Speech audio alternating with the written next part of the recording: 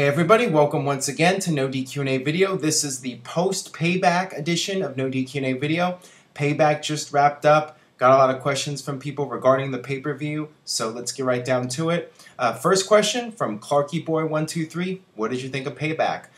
Overall, I thought it was a great pay-per-view. I think that it was another good effort by WWE, and the Chicago crowd, I mean, they really delivered as usual. They were red hot pretty much the entire night. Oddly enough, of all the matches on the show, they seem to be the least interested in the main event, but I'll get more to that in a minute. You know, top to bottom, the card was really solid. All the matches were good, at least, and a couple of them were great. So I would definitely give it a thumbs up. I thought it was a really good pay-per-view by WWE. From Peter Scott Jones, how would you rate CM Punk's return to the ring? I enjoyed the match and the crowd was really into it. I thought that this was an excellent match. Jericho and Punk were, you know, they were tremendous working with each other, and the crowd was red hot the entire match. I think that CM Punk looked like he hadn't missed a day. And the one thing that bothered me about this match, was that you had the announcers trying to make a big deal out of Punk being gone and saying that he has some ring rust and, you know, he doesn't seem like he's at the top of his game. If Punk was gone for like a year, I think that this would have made more sense to talk about this and play it up. But in this case, he's been gone 2 months. Do you really need to play up the fact that he has ring rust? I just thought that was dumb. But, you know, besides that, that's a minor complaint. Definitely a match of the year candidate, I think. It could go down as the match of the year. I mean, it was that good, and you know, the crowd was into it, and you built up CM Punk's return, so you had something to look forward to. You had that anticipation going into the match, and it just told a great story. And you know, the two guys just went out there and had a terrific match. Bottom line. All right, this one comes from Paul Heyman Guy 18. Hey Aaron, what are your thoughts on the Cena and Ryback match at Payback? Did you like what they did with the ambulance breaking easily? And thoughts about the ending? The match, the 3 stages of hell match was good. I would not call it great. First of all, the crowd seemed burned out by the end. They were a bit tired, and I really don't think that they were into this match like they were the other matches. I think that the crowd just isn't into Ryback that much, period. And, you know, they don't like Cena, but they didn't really want to cheer for Ryback, so they were just quiet. So I think that hurt the match a little bit. Ambulance match...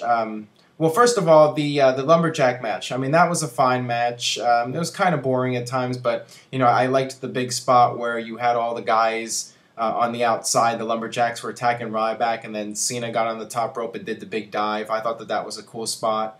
And the tables match, I mean, very predictable. I mean, clearly Cena was going to win this. You know, they were not going to not do the ambulance match.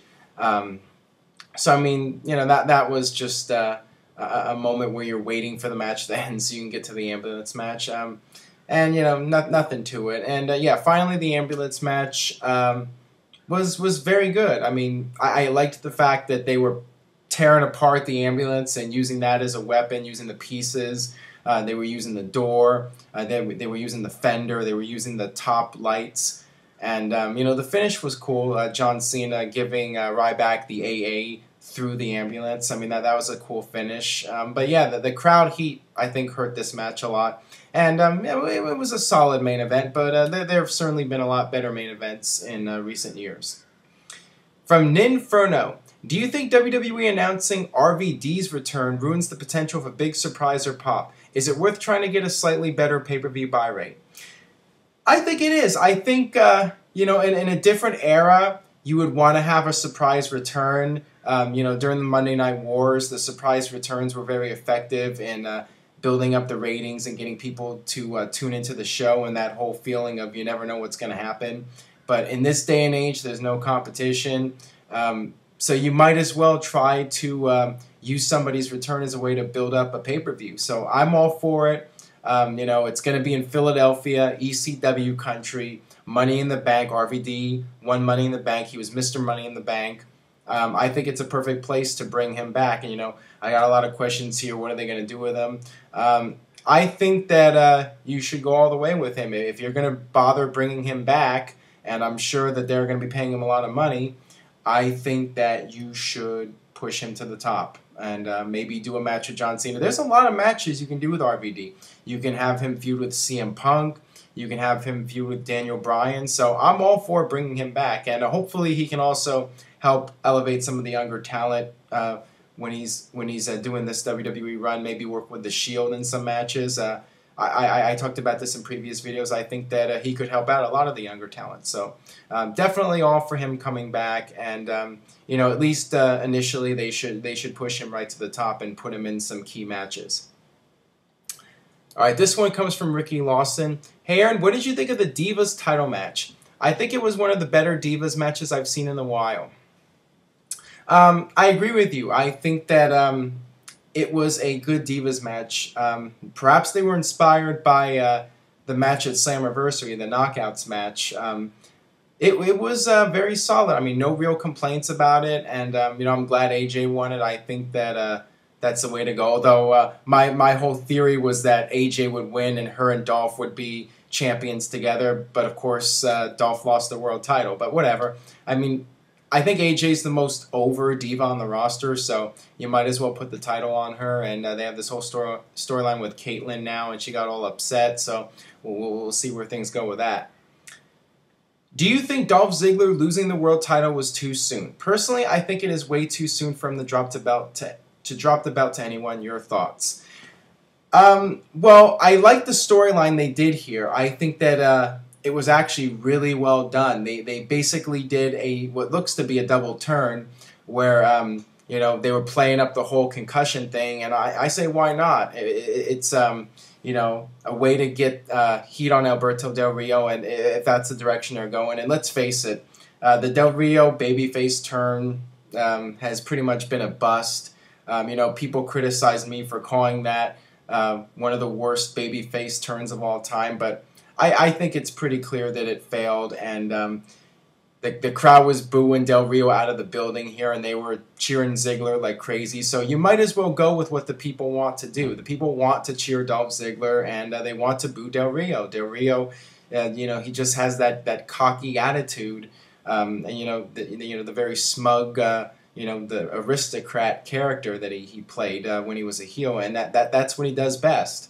The babyface thing, it's cool with Ricardo doing the whole intro for him, but it just didn't work overall. I think this is the right way to go, and it was a great double turn because Del Rio was taking advantage of the fact that Ziggler had the concussion, and the announcers were playing up the fact that Ziggler was not giving up and he was going to keep fighting. And then after the match, you had AJ crying, and she was really upset, and the crowd was chanting for Ziggler. So I thought it was extremely well done, and the crowd was into it, and I say go with the double turn and just let things play themselves out. I think that WWE made the right booking decision here, and you can have Ziggler chase the title. So, I don't think it's a huge deal. The fact that he had the concussion, I mean, that was a good excuse to get the title off of him.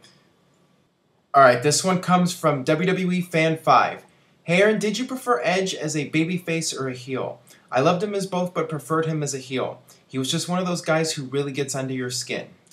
I felt Edge was one of those guys that could play either role well. I think he did a great job as either a heel or a face. It didn't really matter.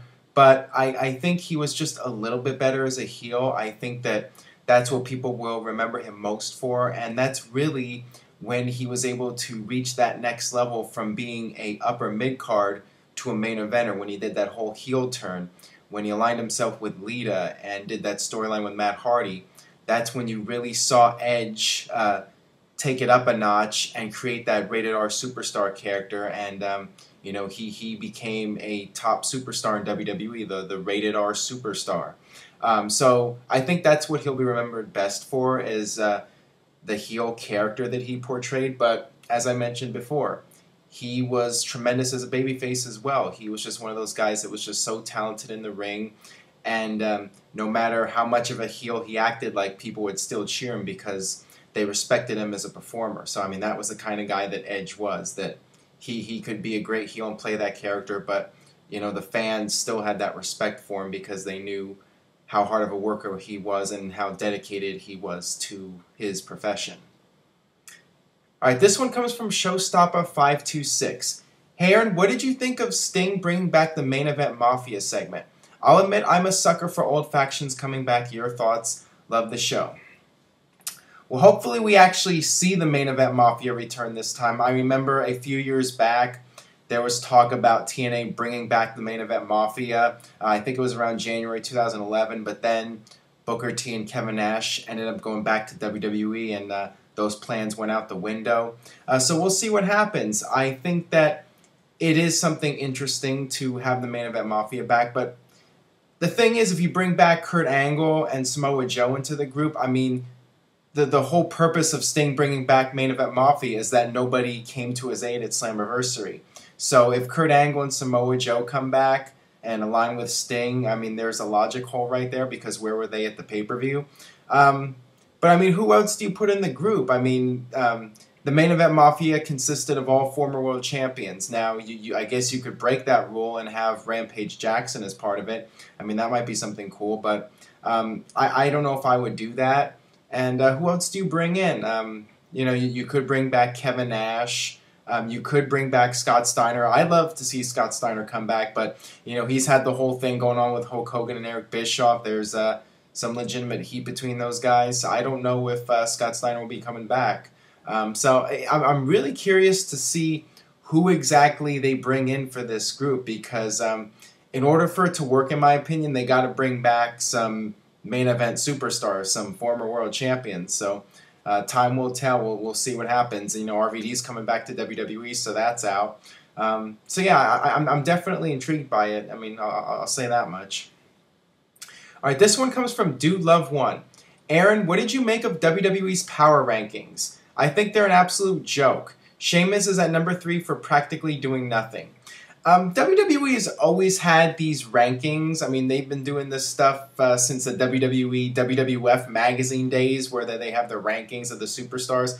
It's just something for the website and something for the magazine, you know, something for the writers to talk about. I mean, it's just fantasy on their part. That just writing and just saying whatever. I mean, it really it has no importance, and I've never paid attention to those lists. You know, there's really no need to it. It's just something for entertainment. That's all it is. All right, last one today comes from Dev0094.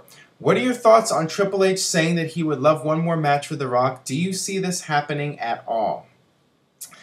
Well, Triple H did say that he would love to face The Rock one more time on Twitter. The only way I see this match happening is if The Rock is really up for doing one more match and there's nobody else for The Rock to face. The bottom line is that Triple H and The Rock have had several matches against each other over the years. And I think if The Rock's going to do another match, he's going to want to go in there with somebody that he hasn't faced before. You know, maybe a Randy Orton or a CM Punk, or he already faced CM Punk. I mean, there's not a lot of guys that The Rock can face. Maybe you could do The Undertaker again. The fact is, I mean, it could always happen, but I think that WWE would do that match as a last resort, and that's even if The Rock commits to doing another match. And at this point, you know, that's very much up in the air. All right, that'll do it for today's edition of No DQ&A video. Make sure you stay tuned to NoDQ.com for all the very latest. You know, Payback was very eventful. RVD's coming back soon. We got Money in the Bank coming up. NoDQ.com, your source for everything WWE and TNA related. So check out NoDQ. And with that being said, I'll see you guys next time for more No DQ&A video.